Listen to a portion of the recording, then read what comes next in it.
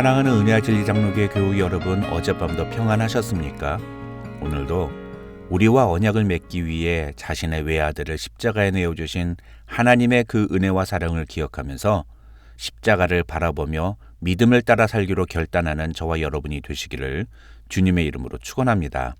오늘 새벽에 만나보면 창세기 18장 1절로 19절입니다. 창세기 18장 1절로 19절을 제가 읽어드리겠습니다. 여호와께서 마므레의 상수리 나무들이 있는 곳에서 아브라함에게 나타나시니라. 날이 뜨거울 때에 그가 장막문에 앉아 있다가 눈을 들어본즉 사람 셋이 맞은편에 서 있는지라. 그가 그들을 보자 곧 장막문에서 달려나가 영접하며 몸을 땅에 굽혀 이르되, 내 주여, 내가 주께 은혜를 입었사오면 원하건대 종을 떠나 지나가지 마시옵고 물을 조금 가져오게 하사 당신들의 발을 씻으시고 나무 아래에서 쉬소서. 내가 떡을 조금 가져오리니 당신들의 마음을 상쾌하게 하신 후에 지나가소서. 당신들이 종에게 오셨음이니이다. 그들이 이르되 네 말대로 그리하라. 아브라함이 급히 장막으로 가서 사라에게 이르되, 속히 고운 가루 세 스아를 가져다가 반죽하여 떡을 만들라 하고, 아브라함이 또 가축대 있는 곳으로 달려가서 기름지고 좋은 송아지를 잡아 하인에게 주니 그가 급히 요리한지라. 아브라함이 엉긴 젖과 우유와 하인이 요리한 송아지를 가져다가 그들 앞에 차려놓고 나무 아래에 모셔 섬에 그들이 먹으니라. 그들이 아브라함에게 이르되 네 아내 사라가 어디 있느냐? 대답하되 장막에 있나이다. 그가 이르시되 내년 이맘때 내가 반드시 내게로 돌아오리니 네 아내 사라에게 아들이 있으리라 하시니 사라가 그 뒤 장막문에서 들었더라. 아브라함과 사라는 나이가 많아 늙었고 사라에게는 여성의 생리가 끊어졌는지라.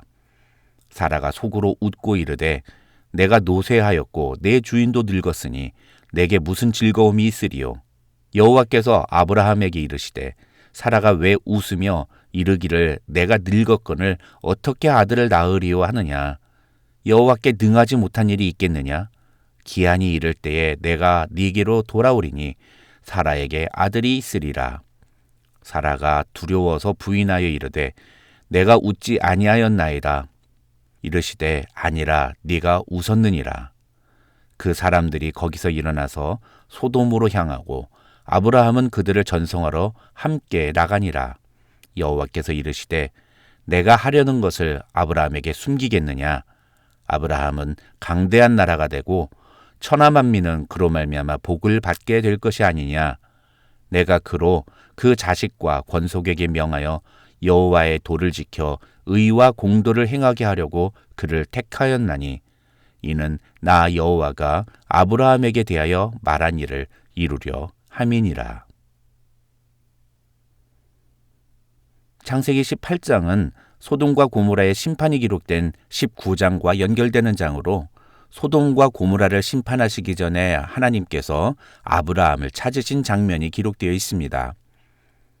창세기 18장은 크게 두 부분으로 나눌 수 있는데 먼저 1절부터 15절에서 하나님은 아브라함에게 내년 이맘때에 아브라함의 아내 사라가 아들을 낳을 것이라는 사실을 말씀하십니다.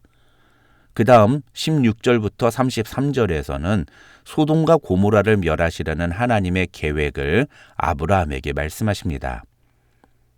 먼저 1절부터 15절의 내용을 자세히 살펴보겠습니다. 여기서 하나님은 나그네의 모습으로 아브라함을 찾아오십니다.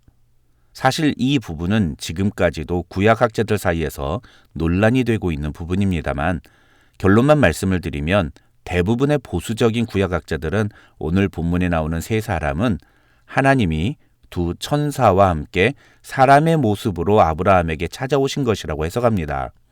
어떤 분은 2절에 등장하는 세 사람이 성부, 성자, 성령 삼위일체 하나님이라고 주장하기도 하는데 오히려 학자들은 이러한 해석은 신학적으로 옳지 않은 해석이고 그 세 사람 중에 한 분만 성육신하신 하나님이고 나머지 둘은 천사들이라고 봐야 한다고 주장합니다. 중요한 건 아브라함이 이 세 사람을 보자마자 보여준 반응입니다.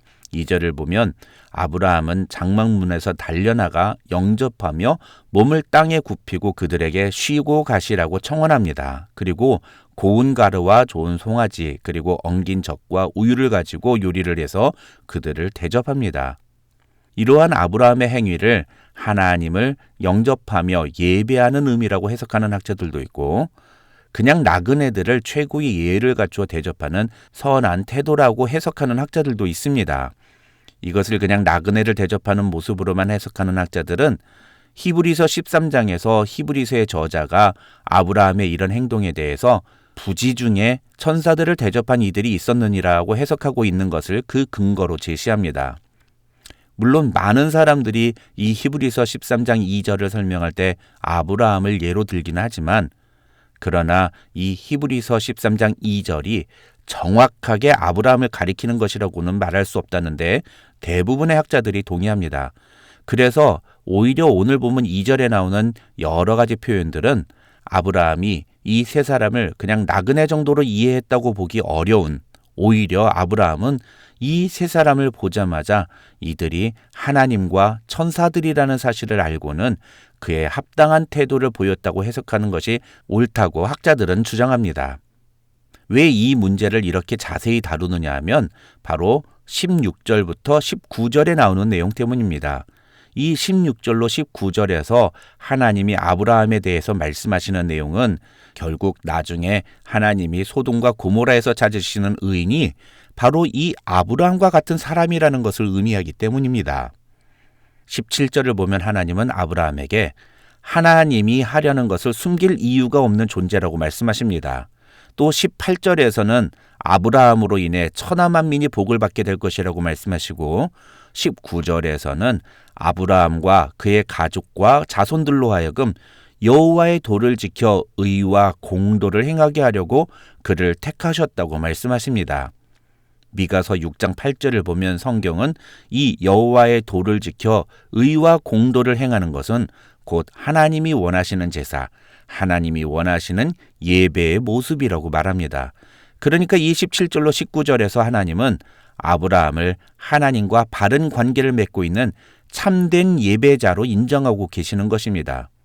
따라서 우리는 이 창세기 18장 1절부터 15절에서 아브라함을 통해 하나님을 예배하는 예배자의 바른 모습이 무엇인지를 확인하고 우리도 그런 바른 예배자가 되기를 소망하는 기회로 삼아야 할 것입니다. 그렇다면 이 1절로 15절에서 우리는 아브라함의 어떤 모습에 주목해야 할까요? 첫째로 우리는 하나님을 하나님답게 대우해드리는 아브라함의 모습에 주목해야 합니다. 아까 말씀드린 것처럼 2절로 8절에서 아브라함은 이 세 사람을 보자마자 곧바로 달려가서 그들을 영접할 뿐만 아니라 몸을 땅에 굽히며 그 세 사람에게 귀한 음식을 가져와 대접합니다. 그런데 많은 사람들이 이 본문에서 아브라함이 이 세 사람을 어떻게 대접했는지에 대해서만 주목하지만, 사실 저는 이 본문에서 우리가 진짜 놓쳐서는 안 되는 것은 아브라함이 이 세 사람을 주라고 부르고 있는 것이라고 생각합니다. 지난 화요일 새벽에 만날 시간에 저는 아브라함이 하나님과 언약을 맺으면서 하나님을 주 여호와여라고 부르는 것은 하나님이 어떤 분이신지를 알고 그 하나님을 자신의 주인으로 인정하는 의미라고 말씀드렸습니다. 어떤 학자들은 이 주라는 단어는 히브리인들이 상대방을 높일 때 사용하는 단어라고 설명하기도 합니다. 하지만 오늘 본문에서 아브라함이 사용하는 주라는 단어는 2인칭 단수입니다. 무슨 말이냐면 그 세 사람 중에 단 한 사람만을 자신의 주로 인정했다는 것입니다. 그래서 이 1절로 15절에서 아브라함은 이 세 사람이 하나님이 천사들과 함께 자신에게 찾아오셨다는 것을 알아챘고, 그래서 자신을 찾아오신 하나님께 그의 합당한 태도를 보여드렸다, 이렇게 해석할 수가 있는 것입니다. 그런 점에서 이 1절로 8절에서 아브라함이 하는 행동을 표현하는 동사들에 우리는 주목할 필요가 있습니다. 첫째, 아브라함은 그들을 보자 곧 그들에게 달려나갔습니다. 우리가 하나님을 하나님답게 대우해 드리려면 우리도 하나님 앞으로 나아가야 합니다. 둘째, 아브라함은 그들 앞에 몸을 땅에 굽혔습니다.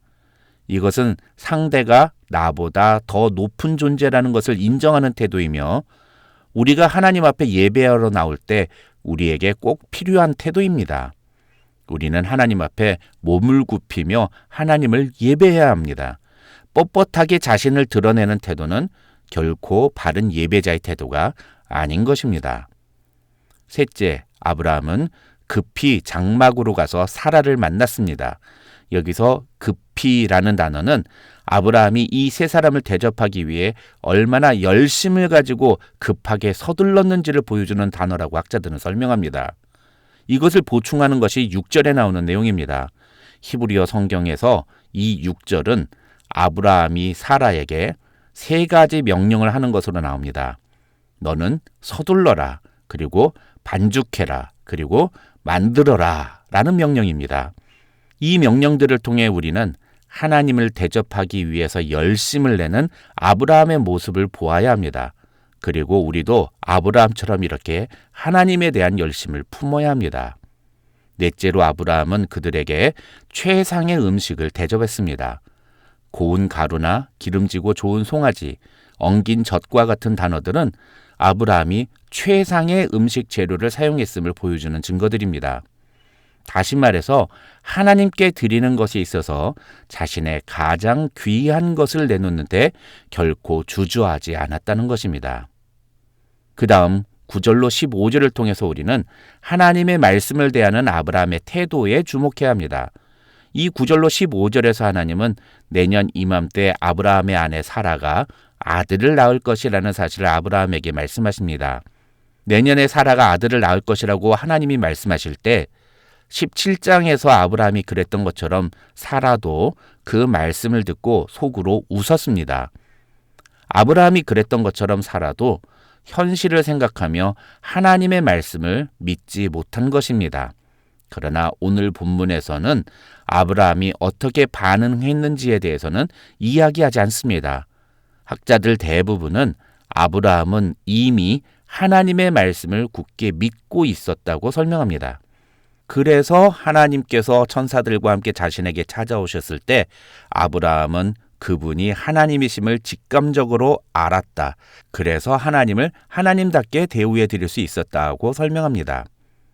요약하면 오늘 말씀을 통해 우리는 하나님을 하나님답게 대접하는 아브라함, 그리고 하나님의 말씀에 합당하게 반응하는 아브라함의 모습을 통해 하나님이 우리에게 기대하시는 모습이 무엇인지를 깨달아야 합니다.